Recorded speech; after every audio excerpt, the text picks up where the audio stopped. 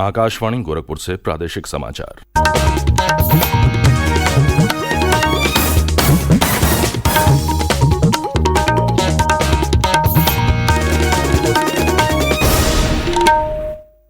नमस्कार, समाचार बुलेटिन के साथ मैं विकास राय।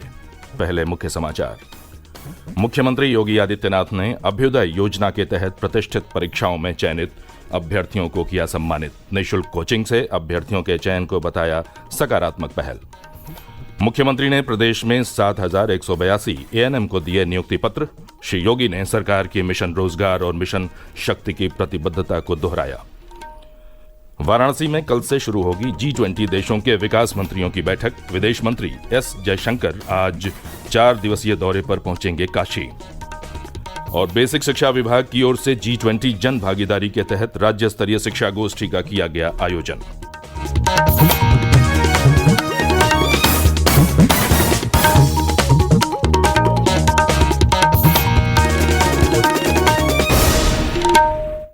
और अब समाचार विस्तार से। मुख्यमंत्री योगी आदित्यनाथ ने कल लखनऊ में आयोजित एक कार्यक्रम में मुख्यमंत्री अभ्युदय योजना के तहत पिछले 2 वर्षों में निःशुल्क कोचिंग से संघ लोक सेवा आयोग में चयनित 23 और उत्तर प्रदेश लोक सेवा आयोग में चयनित 95 अभ्यर्थियों को सम्मानित किया। इस अवसर पर मुख्यमंत्री ने कहा कि कोविड कालखंड के दौरान वर्ष 2021 में जिस मुख्यमंत्री अभ्युदय योजना को बसंत पंचमी के दिन प्रारंभ किया गया था, वो आज 2-2.5 वर्ष में ही अपना परिणाम दे रही है। मुख्यमंत्री ने कहा कि खास बात यह है कि इसके लिए अलग से इंफ्रास्ट्रक्चर नहीं दिया गया है, बल्कि राज्य विश्वविद्यालयों, सरकारी कॉलेजों को शाम को कोचिंग के लिए इस्तेमाल किया जा रहा है। मुख्यमंत्री ने सरकार द्वारा शुरू की गई निःशुल्क कोचिंग से अभ्यर्थियों का यूपीएससी और यूपीपीएससी में चुने जाने को सकारात्मक पहल बताया।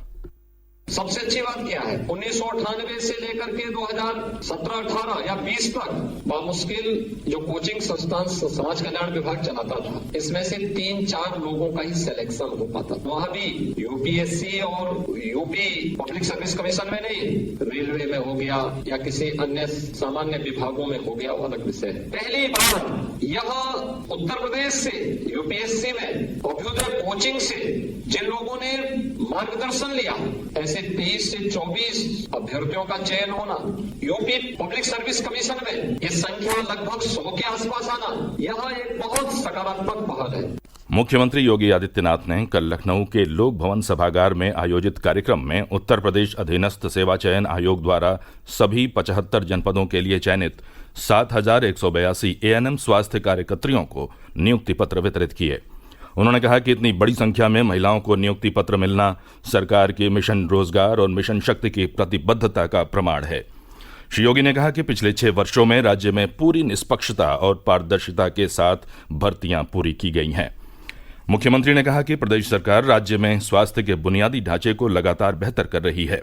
उन्होंने कहा कि अगले 1-2 साल के भीतर ही उत्तर प्रदेश इंसेफेलाइटिस के उन्मूलन की घोषणा करेगा।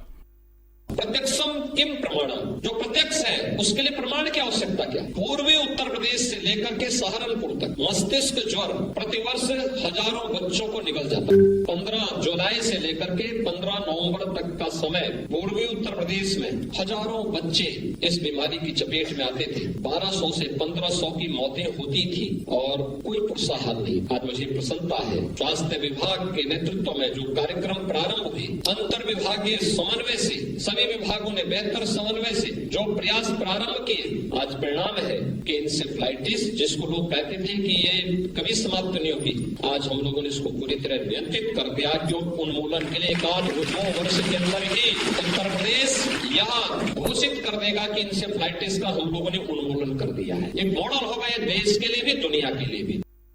मुख्यमंत्री द्वारा एएनएम स्वास्थ्य कार्यकर्त्रियों को नियुक्ति पत्र वितरण के कार्यक्रम का विभिन्न जनपदों में सजीव प्रसारण किया गया। वाराणसी में प्रदेश सरकार के मंत्री अनिल राजभर और रविंद्र जायसवाल ने 96 एएनएम को नियुक्ति पत्र प्रदान किए। जालौन में होमगार्ड और कारागार मंत्री धर्मवीर प्रजापति ने जिले से चयनित 44 स्वास्थ्य कार्यकर्त्रियों को नियुक्ति पत्र वितरित किए।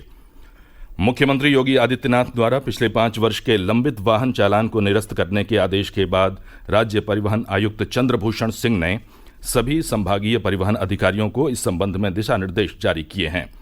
इसके अनुसार 1 जनवरी 2017 से 31 दिसंबर 2021 की अवधि में काटे गए वाहनों के लंबित चालान निरस्त किए जाएंगे। आदेश में कहा गया कि न्यायालय में लंबित चालान संबंधी वादों की सूची प्राप्त कर इनका विवरण पोर्टल से हटा दिया जाए। सरकार के इस फैसले से बड़ी संख्या में लोगों को राहत मिलेगी। प्रादेशिक समाचार आप आकाशवाणी गोरखपुर से सुन रहे हैं। ये समाचार बुलेटिन हमारे YouTube channel AIR news Gorakhpur और ट्विटर हैंडल AIR News_GKP पर भी उपलब्ध है। वाराणसी में कल से शुरू हो रही G20 देशों के विकास मंत्रियों की बैठक की तैयारियां पूरी हो गई हैं। विदेश मंत्री S जयशंकर आज 4 दिवसीय दौरे पर वाराणसी पहुंचेंगे। देश विदेश से आने वाले मेहमान बैठक के अलावा सारनाथ का भ्रमण और काशी की प्रसिद्ध गंगा आरती का आनंद उठाएंगे। इसके लिए गंगा घाटों सहित सारनाथ में भी सुरक्षा के साथ अन्य तैयारियों को पूरा कर लिया गया है। बेसिक शिक्षा विभाग की ओर से कल G20 जन भागीदारी के तहत राज्य स्तरीय शिक्षा गोष्ठी का आयोजन किया गया। बेसिक शिक्षा राज्य मंत्री स्वतंत्र प्रभार संदीप सिंह ने लखनऊ के इंदिरा गांधी प्रतिष्ठान में आयोजित गोष्ठी का उद्घाटन किया। गोष्ठी में G20 जन भागीदारी कार्यक्रमों को और बेहतर बनाने पर विचार विमर्श हुआ। श्री सिंह ने निपुण भारत अभियान के तहत निपुण भारत मॉनिटरिंग सेंटर 2.0 का भी उद्घाटन किया। इस अवसर पर अपने संबोधन में उन्होंने कहा कि प्रदेश के विद्यालयों में बुनियादी शिक्षा को और बेहतर बनाने के लिए सरकार विशेष ध्यान दे रही है। उन्होंने कहा कि मानव संपदा पोर्टल के माध्यम से अध्यापकों के सेवा संबंधी मामलों की ऑनलाइन पारदर्शी व्यवस्था लागू की गई है। श्री सिंह ने परिषदीय विद्यालयों में शिक्षा की गुणवत्ता को और बेहतर करने के साथ ही अध्यापकों को बच्चों के सर्वांगीण विकास पर भी विशेष ध्यान देने को कहा। केंद्र में प्रधानमंत्री नरेंद्र मोदी सरकार के 9 वर्ष पूरे होने पर भाजपा इस माह जनसंपर्क अभियान चला रही है। इसी क्रम में चंदौली में कल केंद्रीय मंत्री और स्थानीय सांसद डॉक्टर महेंद्र नाथ पांडे ने अपने संसदीय क्षेत्र में चल रहे विकास कार्यों का स्थलीय निरीक्षण किया। उन्होंने पत्रकारों से बातचीत में कहा कि प्रधानमंत्री नरेंद्र मोदी के नेतृत्व में देश पिछले 9 वर्षों में हर क्षेत्र में आगे बढ़ा है।